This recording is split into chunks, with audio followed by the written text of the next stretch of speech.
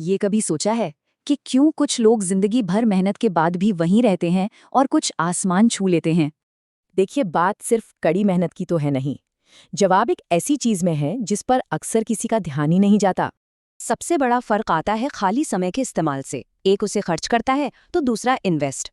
तो चलो समझते हैं ये इन्वेस्टमेंट कैसे करें। और शुरुआत होगी सबसे कीमती एसेट से, यानी खुद से। स्मार्ट लोग खाली वक्त में नई स्किल्स सीखते हैं। सीधा सा हिसाब है, जितना ज्यादा सीखेंगे उतना ज्यादा कमाएंगे। लेकिन सबसे जरूरी स्किल, फाइनेंशियल एजुकेशन। पैसा कमाना बेकार है अगर उसे संभालना ही ना आए। दूसरा सबसे बड़ा इन्वेस्टमेंट है सेहत। सीधी सी बात है, अगर सेहत ही नहीं तो दौलत किस काम की। हमारा शरीर ना एंटी फ्रेजाइल होता है, मतलब दबाव से टूटता नहीं बल्कि और मजबूत हो जाता है, जैसे एक्सरसाइज से। ये शरीर एक गाड़ी की तरह है जो हमें मंजिल तक ले जाती है। इसे टॉप कंडीशन में रखना बहुत जरूरी है। और तीसरा इन्वेस्टमेंट, पढ़ना। किताबें पढ़ना, मतलब दुनिया के सबसे कामयाब लोगों के दिमाग में झांकना।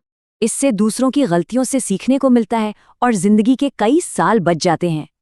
अब आते हैं बाहरी एसेट्स पर। सिर्फ पैसे के लिए काम नहीं करना है, पैसे से काम करवाना सीखना है। बफेट का यही आइडिया पैसिव इनकम की अहमियत बताता है, और इसका एक जरिया है साइड हसल। आज के टाइम में साइड हसल शुरू करना बहुत आसान है। अपने किसी भी इंटरेस्ट को इनकम सोर्स बनाया जा सकता है। एक और जरूरी एसेट है नेटवर्क। बात सिर्फ ये नहीं कि क्या पता है, बल्कि ये भी कि किसे जानते हैं। ग्रोथ माइंडसेट वाले लोगों के साथ रहने से अपनी सोच भी बड़ी होती है और नए रास्ते खुलते हैं। और अब बात उस एक चीज की जो हर स्किल की वैल्यू को कई गुना बढ़ा देती है। वॉरेन बफेट कहते हैं कि सिर्फ कम्युनिकेशन स्किल सुधारकर कोई भी अपनी वैल्यू 50% तक बढ़ा सकता है। बड़े से बड़ा आइडिया भी बेकार है अगर उसे सही से कम्युनिकेट ना कर पाए। ये स्किल एक मल्टीप्लायर की तरह है। तो ये सवाल खुद से पूछना जरूरी है कि क्या हम सिर्फ बिजी हैं या सच में कुछ प्रोडक्टिव कर रहे हैं। और अब सबसे जरूरी बात, आइडियाज तो सबके पास होते हैं, पर एक्शन लेने वाले बहुत कम होते हैं।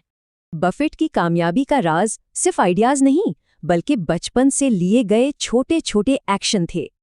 अक्सर फेल होने का डर ही हमें रोकता है, लेकिन शुरुआत करने से ही रास्ता साफ होता है और मोमेंटम बनता है।